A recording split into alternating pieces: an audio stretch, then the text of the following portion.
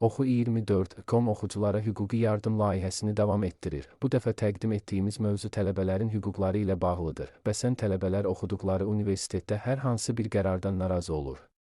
Onların universitetdən məhkəməyə şikayət etmək hüququ varmı? Tələbə hansı halda universiteti məhkəməyə şikayət edə bilər? Oxu24.com xəbər verir ki, mövzu ilə bağlı vəkil Esmira Rzayeva açıqlama verib. Bəli, tələbə oxuduğu universiteti məhkəməyə verə bilər.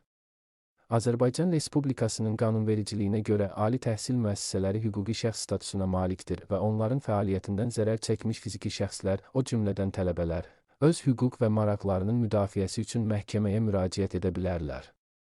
Məsələn, tələbənin təhsil haqqının əsassız artırılması, qiymətləndirmədə haqsızlıq, intizam tənbehlərinin qanunsuz tətbiqi və ya təhsil hüququnun pozulması hallarında məhkəmə müraciəti mümkündür. Vəkilin sözlərinə görə, tələbənin universiteti məhkəməyə verməsi əsasən universitetin və ya onun rəhbərliyinin qanunları, müqavilə şərtlərini və ya tələbənin hüquqlarını pozması halında mümkündür.